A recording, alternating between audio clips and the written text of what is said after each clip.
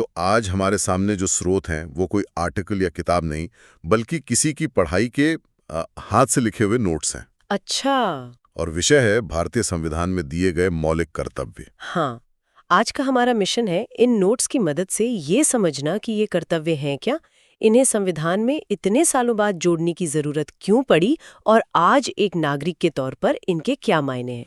और इन नोट्स में पहली ही नज़र में जो बात सबसे दिलचस्प लगती है वो ये है कि हमारे संविधान निर्माताओं ने जब मूल संविधान बनाया तो उन्हें नागरिकों के लिए कर्तव्यों की कोई सूची बनाने की जरूरत महसूस नहीं हुई। हाँ, ये बहुत अजीब है। उन्होंने हमें अधिकार दिए लेकिन कर्तव्य नहीं। ये विचार बाद में आया, और वो भी दूसरे देशों से प्रेरणा लेकर। बिल्कुल, और यहीं पर इन नोट्स में एक बड़ा मजेदार फैक्ट है। लिखा है कि नागरिकों के लिए कर्तव्यों को लागू करने वाला पहला देश जापान था, लेकिन भारत ने ये आइडिया पूर्व सोवियत संघ यानी यूएसएसआर के संविधान से लिया। ये अपने आप में एक कहानी है। तो चलिए इसी सवाल के साथ इस विषय की गहराई में उतरते हैं कि आखिर भारत को अपने नागरिकों को उनके कर्तव्य याद दिलाने की जरूरत क्यों पड़ी। बिल्कुल, ये सवाल ही इस पूरी चर्चा की नींव है। चलिए शुरू करते हैं। तो जैसा कि नोट्स में साफ लिखा है, ये कर्तव्य शुरुआत से नहीं थे। इन्हें 1976 में 42वें संविधान संशोधन के जरिए जोड़ा गया। जी। इसके लिए सरदार स्वर्ण सिंह समिति बनाई गई थी, जिसकी सिफारिशों पर ये आधारित थे। लेकिन 1976 का साल, ये तो इमरजेंसी का दौर था। क्या इसका कोई कनेक्शन है? आपने बहुत सही नस पकड़ी है। कनेक्शन है और बहुत गहरा है। 42वें संशोधन को अक्सर मिनी संविधान भी कहा जाता है। हाँ, मैंने भी सुना है। क्योंकि इसने संविधान में बहुत बड़े-बड़े बदलाव किए थे। इमरजेंसी के उस दौर में सरकार का मानना था कि लोग अपने अधिकारों पर तो बहुत जोर दे रहे हैं, लेकिन अपनी जिम्मेदारियों को भूल रहे हैं। अच्छा। एक तरह का अनुशासन और राष्ट्रीय कर्तव्य की भावना लाने के लिए स्वर्ण सिंह समिति का गठन हुआ। अच्छा, तो ये एक तरह से अधिकारों और कर्तव्यों के बीच संतुलन बनाने की कोशिश थी।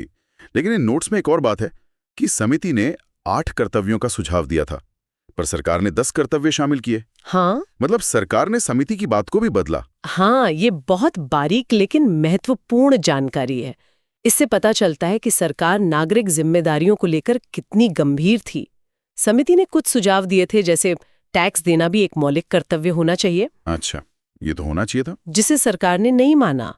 वहीं सरकार ने अपनी तरफ से कुछ और कर्तव्य जोड़े, तो ये एक सोची समझी प्रक्रिया थी। इन 10 कर्तव्यों को संविधान के एक नए हिस्से भाग 4 क के अनुच्छेद 51 क में जगह दी गई। और ये कहानी यहीं खत्म नहीं होती।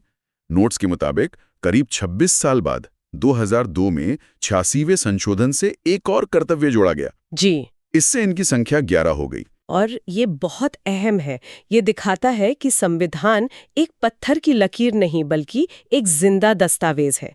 1976 में देश को जो जरूरतें महसूस हुईं वो 2002 तक बदल चुकी थीं। सही बात है। नई सदी में शिक्षा को सबसे बड़ी प्राथमिकता माना गया और इसी सोच ने 11वें कर्तव्य को जन्म दिया। तो अब जब हम इसकी पूरी पृष्ठभूमि समझ चुके हैं तो चलिए इन 11 कर्तव्यों को देखते हैं। इन्हें एक एक करके पढ़ने के बजाय क्या हम इन्हें कुछ ग्रुप्स में बांटकर समझ सकते हैं? मुझे लगता है उससे ये ज्यादा आसानी से याद रहेंगे। ये बहुत अच्छा तरीका है। हम इन्हें मोटे तौर पर 4 ग्रुप्स में बांट सकते हैं। बताइए। पहला ग्रुप राष्ट्र और उसके प्रतीकों के प्रति सम्मान से जुड़ा है। दूसरा सामाजिक सद्भाव के बारे में है। तीसरा एक आधुनिक और प्रगतिशील समाज बनाने की बात करता है और चौथा व्यक्तिगत और राष्ट्रीय विकास पर केंद्रित है। बेहतरीन। तो पहले ग्रुप से शुरू करते हैं, जिसमें राष्ट्र और उसके आदर्शों की बात है। नोट्स के हिसाब से पहला कर्तव्य है संविधान, राष्ट्रध्वज और राष्ट्रगान का आदर करना। जी। और दूसरा है स्वतंत्रता आंदोलन के आदर्शों को संजोए रखना। जी, ये दोनों कर्तव्य एक नागरिक के तौर पर हमारी बुनियाद हैं। पहला कर्तव्य कहता है कि आप देश के सबसे बड़े कानून यानी संविधान और उसके प्रतीकों का सम्मान करें। ये सिर्फ झंडे को देखकर खड़े हो जाना नहीं है, बल्कि उन लोकतांत्रिक मूल्यों में विश्वास रखना है जिनका वो झंडा प्रतीक है। और दूसरा कर्तव्य आजादी के आंदोलन वाले आदर्श। ये सुनने में थोड़ा अस्पष्ट लगता है। कौन से आदर्श? ये एक बहुत अच्छा सवाल है। यहाँ उच्च आदर्शों से मतलब उन मूल्यों से है जिनके लिए हमारे स्वतंत्रता सेनानियों ने लड़ाई लड़ी, जैसे कि अहिंसा, समानता, न्याय और बंधुत्व। अच्छा। ये कर्तव्य हमें याद दिलाता है कि आज़ादी सिर्फ अंग्रेजों से छुटकारा पाना नहीं था, बल्कि एक बेहतर भारत बनाने का सपना था। हमें उस सपने को जिंदा रखना है। समझ गया। और इसी ग्रुप में तीसरा और चौथा कर्तव्य भी आता है। भारत की संप्रभुता, एकता और अखंडता की रक्षा करना और जरूरत पड़ने पर देश की रक्षा करना। बिल्कुल, इन दोनों को एक साथ देखना चाहिए। ये एक नागरिक की दोहरी जिम्मेदारी है। दोहरी? कैसे? एक तरफ देश को अंदर से मजबूत रखना, किसी भी तरह की तोड़ने वाली सोच का विरोध करना, और दूसरी तरफ बाहरी खतरों से देश की रक्षा के लिए तैयार रहना। ये नागरिक और राष्ट्र के बीच का सबसे सीधा और पवित्र रिश्ता है।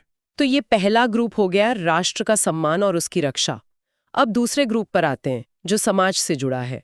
पांचवा कर्तव्य कहता है कि भारत के सभी लोगों में समरसता और समान भ्रातृत्व यानी भाईचारे की भावना का निर्माण करें। भारत जैसे देश के लिए, जहां इतनी भाषाएं, धर्म और परंपराएं हैं, ये कर्तव्य शायद सबसे ज्यादा जरूरी है। मुझे भी यही लगता है। समरसता और भ्रातृत्व ये सिर्फ भारी भरकम शब्द नहीं है। इसका सीधा सा मतलब है कि हम अपनी अलग अलग पहचानों से ऊपर उठकर एक दूसरे को भारतीय माने। ये कर्तव्य कहता है कि धर्म, भाषा, प्रदेश या वर्ग के आधार पर भेदभाव न करें और ऐसी प्रथाओं को त्यागें जो महिलाओं के सम्मान के विरुद्ध हों। और इसी से जुड़ा हुआ छठा कर्तव्य मुझे हमेशा बहुत खूबसूरत लगता है। ये कहता है, हमारी सामासिक संस्कृति की गौरवशाली परंपरा का महत्व समझें और उसका परिरक्षण करें। हाँ, ये सामासिक संस्कृति या कॉम्पोजिट कल्चर क्या है? इन नोट्स में इस शब्द का इस्तेमाल बहुत महत्वपूर्ण है।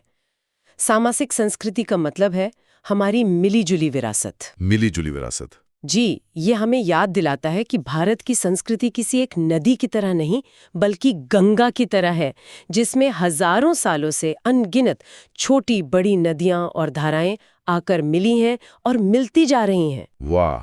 इस कर्तव्य का सार यह है कि हमें इस विविधता का जश्न मनाना है, इसे बचा कर रखना है, न कि सब कुछ एक ही रंग में रंगने की कोशिश करनी है। ये तो बहुत गहरी बात है। यानी संविधान बनाने वाले ये नहीं कह रहे कि एक जैसा बनो, वो कह रहे हैं कि एक साथ रहो। बिल्कुल। ये कॉम्पोजिट कल्चर का कर्तव्य असल में यूनिटी इन डाइवर्सिटी का अमली रूप है, अ प्रैक्टिकल एप्लीकेशन। आपने बिल्कुल सही समझा। चलिए, अब तीसरे ग्रुप की तरफ बढ़ते हैं, जो एक आधुनिक समाज बनाने की बात करता है। सातवां कर्तव्य है प्राकृतिक पर्यावरण की रक्षा करना। 1976 में पर्यावरण की सुरक्षा को एक मौलिक कर्तव्य बनाना उस समय की सरकार की दूरदर्शिता को दिखाता है। सही बात है। आज क्लाइमेट चेंज के दौर में हम इसका महत्व और भी ज्यादा समझ सकते हैं। ये कर्तव्य कहता है कि नदियां, जंगल, झीलें और वन्यजीव ये सिर्फ सरकार की नहीं, बल्कि हर एक नागरिक की जिम्मेदारी है। और आठवां कर्तव्य, जो मुझे व्यक्तिगत रूप से बहुत पसंद है, वो है वैज्ञानिक दृष्टिकोण, मानववाद और ज्ञानार्जन तथा सुधार की भावना का विकास करें। ये सुनने में बहुत आदर्शवादी लगता है। इसे रोजमर्रे की जिंदगी में कैसे उतारें? देखिए, वैज्ञानिक दृष्टिकोण का मतलब सिर्फ रॉकेट साइंस नहीं है। इसका मतलब है तर्क से सोचना, हर बात को आंख बंद करके ना मानना, सवाल पूछना। जैसे व्हाट्सएप पर आए किसी मैसेज को बिना सोचे समझे फॉरवर्ड ना करना भी वैज्ञानिक दृष्टिकोण का ही एक छोटा सा अभ्यास है। हाँ, ये तो बहुत अच्छा उदाहरण है। और ज्ञानार्जन की भावना का मतलब है हमेशा कुछ नया सीखने के लिए तैयार रहना। ये दोनों चीजें मिलकर हमें अंधविश्वास और कट्टरता से दूर रखती हैं। और इसी ग्रुप में 9वां कर्तव्य है सार्वजनिक संपत्ति को सुरक्षित रखना। ये सुनने में बहुत सीधा लगता है, लेकिन अक्सर हम देखते हैं कि विरोध प्रदर्शनों में सबसे पहला निशाना सरकारी बसें या ट्रेनें ही बनती हैं। हाँ, ये बहुत होता है। ऐसा क्यों है कि लोग जिसे अपना कहते हैं उसी को नुकसान पहुंचाते हैं? ये एक बहुत ही व्यावहारिक और मनोवैज्ञानिक सवाल है। शायद इसलिए कि हम सरकारी संपत्ति को अपना नहीं मानते, हम उसे किसी और की, सरकार की चीज समझते हैं। सही। ये कर्तव्य हमारी इसी मानसिकता को बदलने की कोशिश कर रहा है। ये याद दिलाता है कि वो बस, वो ट्रेन, वो पार्क हमारे ही टैक्स के पैसों से बना है। उसे जलाना या तोड़ना खुद अपने ही घर में आग लगाने जैसा है। मतलब ये अपनेपन की भावना जगाने की कोशिश है। बिल्कुल, ये ओनरशिप की भावना पैदा करने की कोशिश है। ये बहुत सही विश्लेषण है। अब हम आखिरी 2 कर्तव्यों पर आते हैं, जो हमारे चौथे ग्रुप यानी व्यक्तिगत और राष्ट्रीय विकास का हिस्सा हैं। जी।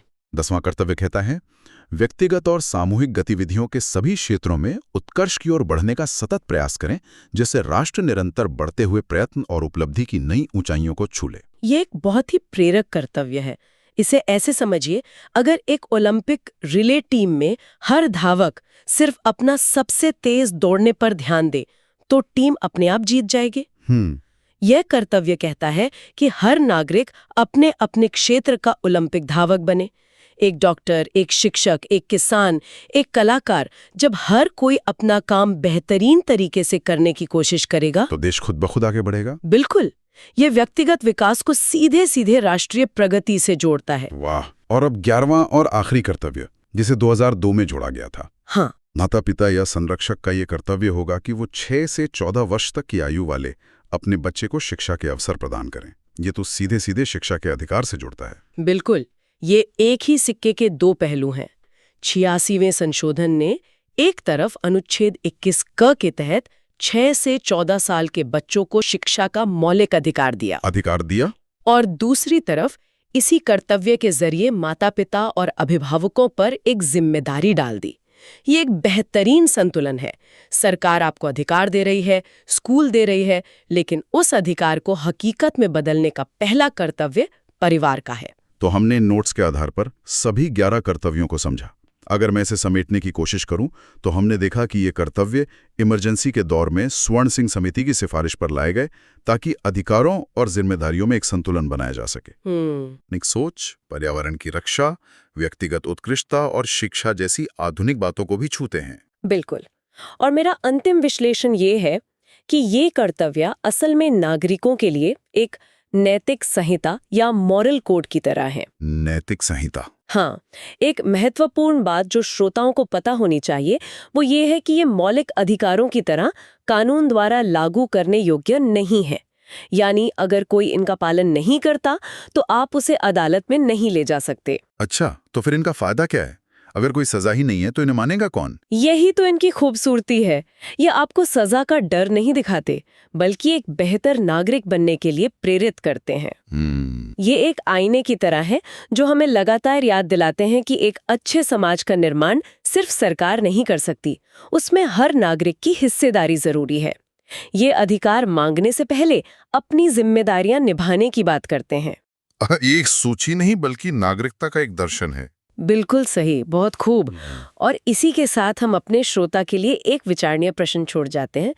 इन नोट से यह स्पष्ट है कि मौलिक कर्तव्यों को संविधान बनने के 26 साल बाद जोड़ा गया था और फिर उसमें एक और कर्तव्य 26 साल बाद जोड़ा गया। जी। यह सवाल खड़ा करता है, समय के साथ एक नागरिक की भूमिका की समझ कैसे विकसित होती है, और आज के दौर में क्या कोई ऐसा नया कर्तव्य है जिसे आपको लगता है कि संविधान में शामिल किया जाना चाहिए, जैसे कि डिजिटल साक्षरता या गलत सूचना न फैलाना? सोचिएगा जरूर।